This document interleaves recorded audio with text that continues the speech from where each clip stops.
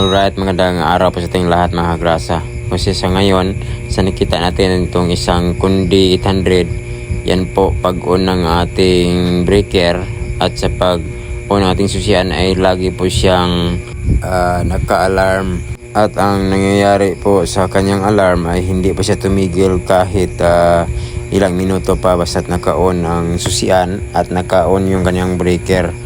At yung kanyang hindi po siya umandar pag pinindot natin ang ganyang start. Yan po mga grasa, hindi po siya tumatakbo. At yung kanyang alarm ay napakaingay po. Hindi po siya tumigil sa pag-alarm. At sa tuwing i-on natin itong kanyang susian, yun po dito sa dashboard ay mayroon na po siyang naka-display dito sa kanyang panel. So sa ngayon po ay yan po, samahan nyo ko sa pag-troubleshoot nito para naman may share natin sa inyo kung ano mga dapat gawin, kung ano ang dapat nating tingnan para ma-troubleshoot natin ang isang e-bike mga grasa o electric bike. So ang mga dapat nating tingnan pag nagkaganito ang ating Kundi 800 ay ang kanyang battery o kanyang breaker, fuse, controller power, ignition switch, alarm system, throttle, yung brake switch at saka yung hall sensor, motor at controller mga grasa. So ganito lang ang dapat nating tingnan kasi kadalasan dito either lobat lang kanyang battery o sirang module alarm, sira ang susian at saka yung loose connector at sira ang kanyang controller mga grasa. So yun po mga grasa, tingnan natin, i-on natin muna ang susian mga grasa. So pag i-on natin siya at ang kanyang breaker ay yun po, sa sitwasyon nito ay kusa siyang mag-alarm. Okay lang ang kanyang signal, headlight, brake. Dito sira na, pero sabi ng may-ari ay yan binunot na. So okay ang kanyang headlight, signal, horn. Pag siya may display dito sa dashboard. Tapos pag on mo ng breaker ay bigla siyang mag-alarm tapos hindi siya mandar. Subukan natin. I-on natin ang breaker. Yan. On siyan. Alarm yan. Yan. Alarm siya. Tapos padarin natin, hindi siya mandar.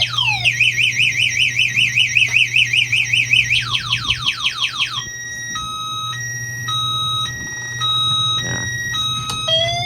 Mila na ang brake. Yan.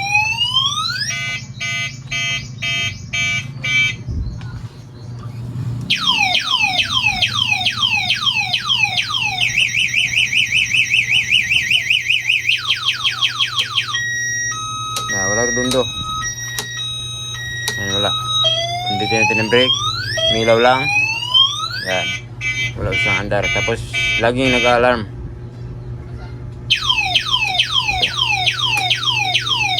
Yan. Kahit takaw pang susian, nag-alarm po siya. Basta takaon dito sa kanyang breaker. So ang ingay, no?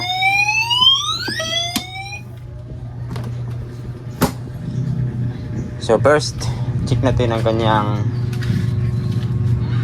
battery. Then yun, step by step tayo. Yan ang breaker at fuse. Check natin kung okay ba siya, mayroon naman ba. Tapos yung kanyang controller, ignition switch, alarm system, throttle, brake, hall sensor, kanyang mga pin, connector, baka mayroon ng malog, motor, controller. Right signal, okay lang. Headlight, okay lang. Tire low, okay lang. Pag brake mo, umiilaw lang doon sa kanang likod. Pero hindi siya mandar.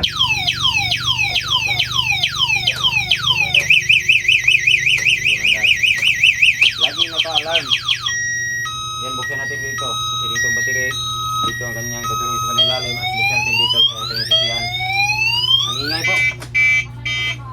I-off natin. So, buksan naman natin ang kanyang dito, bandang dito para makita natin sisiyan. At saka dito sa kanyang upuan at saka dito.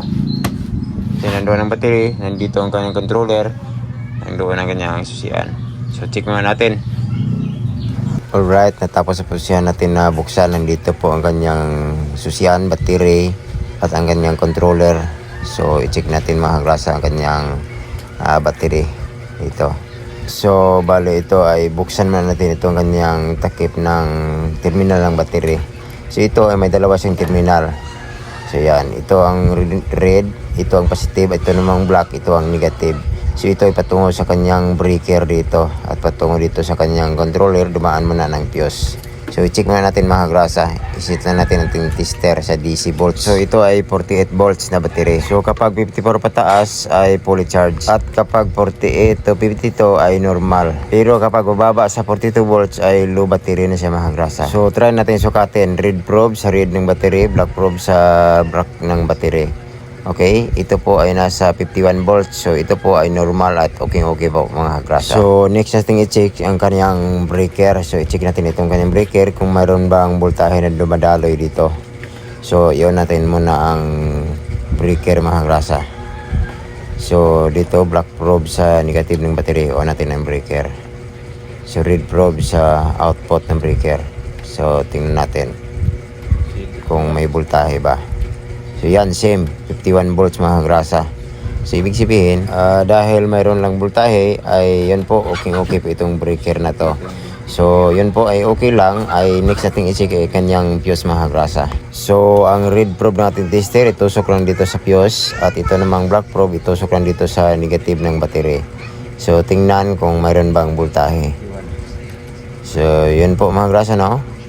Sa nakita natin ay mayroon lang po siyang sim lang, oh. Yan, 51 volts. So, ibig sabihin ay okay lang ang ating fuse mga grasa. So yan, 51 volts. So yun po, okay lang. So next natin i-check ang kanyang controller po mga grasa. Dito kung mayroon ba siyang output. So dito mayroong red ng controller at mayroong black. So itusok natin itong ating tester. So galing ito niyang breaker patungo dito. Yan sa ating controller. So black, ito sa black. So yan, 51 volts, same lang siya. So ibig sabihin ay okay lang po ang kanyang linya patungo dito sa controller. So yan po, okay lang po mga grasa ang kanyang mga connection dito. So ang next natin i-check, kasi okay lang ang kanyang mga connection, galing sa controller, battery, ang kanyang fuse, ang kanyang breaker. So next natin ang susian mga grasa.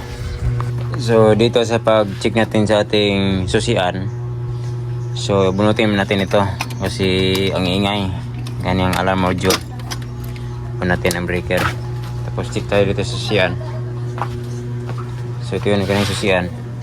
So ito po ang kanyang main power galing fuse.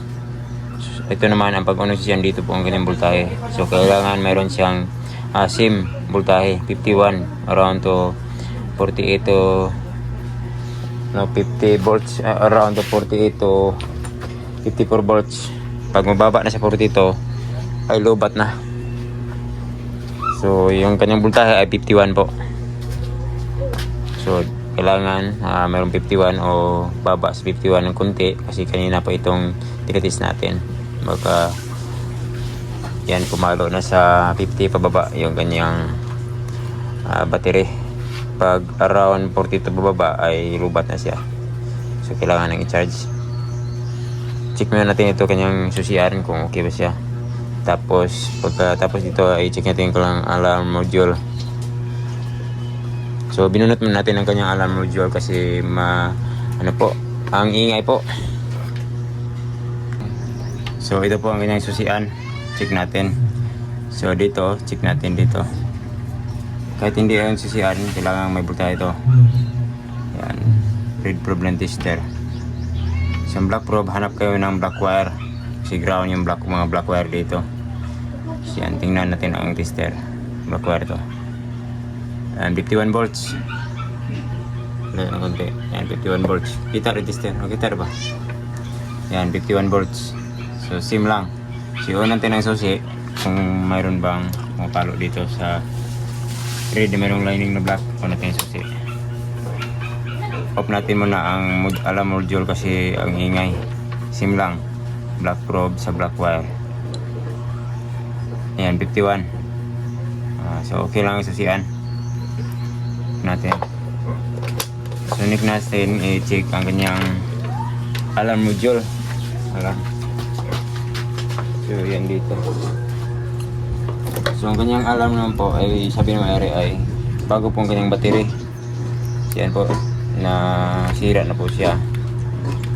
So baka ito ang pinakasanhin niya at saka itong alarm niya. Yan po kanyang alarm. Tapos ito naman binunot yun siya. So check natin ang kanyang brake naman.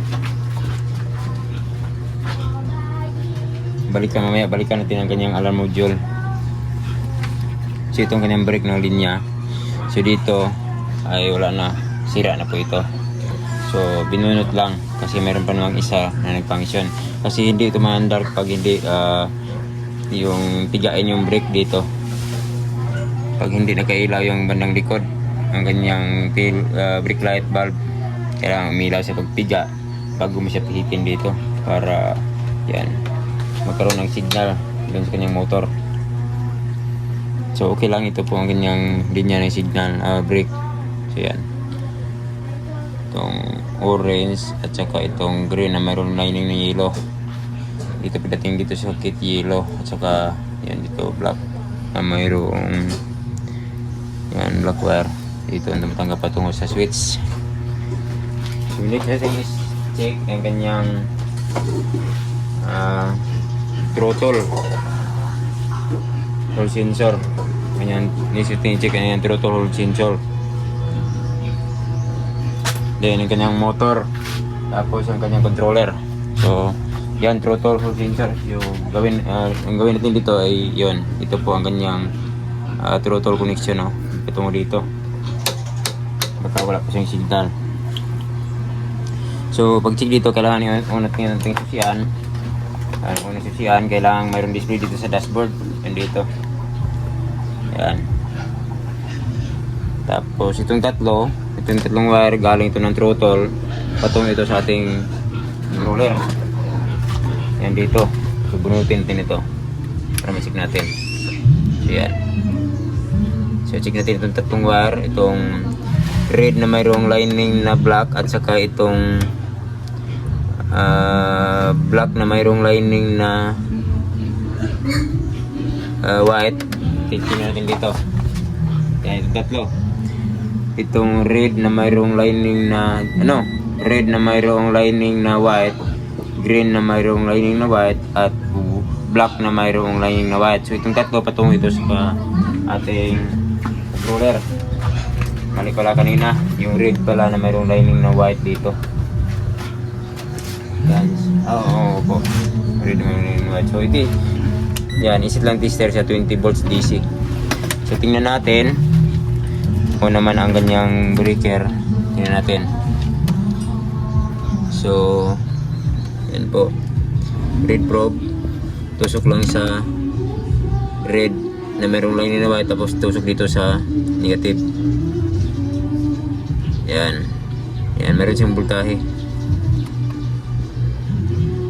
Yan, meron siyang voltahe lang. Piti ng konti. Ikot mo ng konti. Ang yan. So system number 3.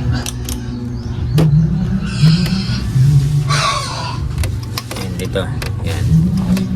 Tapos isip-sip ko dito. Yan.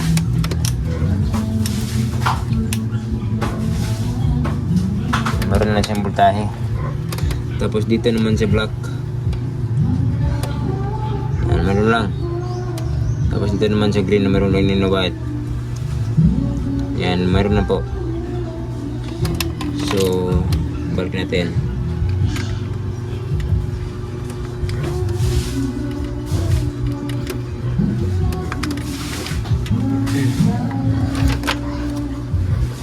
Yun, gusto natin check ang kanyang, tapos sa kanyang signal, ang kanyang dito, tatlong wire dito. Kung alugulugin nyo, baka mayroon na siyang dito mayroong loose contact patungo sa kanyang motor.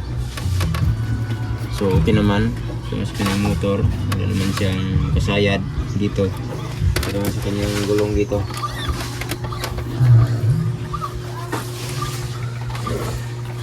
So okay naman. Hindi mas malog ang bearing. Kasi pag maalog ay ano yan, mag-dragging yan. Okay naman siya. So yan, okay lang. So try natin na bunutin itong kanyang ano dito, ang kanyang yan dito, controller, ay yung module, yung alarm module. So bunutin natin, tapos yun natin dito sa kanyang breaker, at yun naman natin dito. Tapos pigain natin. Pag kumandar siya ay ibig sabihin ang kanyang module, alarm module, at kanyang ano, palit tayo dito. Ang kanyang alarm. Susuan, tapos alarm module. Tingnan natin kung pigain natin kung milaw ba. Ayan, milaw siya. Tapos try natin na ano dito. Try natin na yan, try natin na pigain dito. Ayan, mandar ba? Yan, umiikot siya, mandar na. Yan, mandar siya. Yan. So, confirm natin na ang sira ang kanyang alarm module at saka dito, palit tayo dito para mas plug and play po siya. Para mas okay po siya. So, palit tayo ng alarm module at saka yung alarm. Kasi ano po, binunod na po siya. At nag-okay na, under na po siya. Yan. Yan, dito pakita mo, umiikot siya. Yan. Yan. Try natin yung isa. So, piga. Kailang umilaw. Tapos, bitaw. Yan. Yan lang. Bunot. Dito. Magamit na siya. Kailangan ng alarm module ay bunutin lang. Tapos, unang susian. Piga. Pag umilaw siya dito, bitawan mo pag umilaw na. Tapos, yan. Alright. Okay, sana mayroon kayo natutunan sa aking mga video ginawa.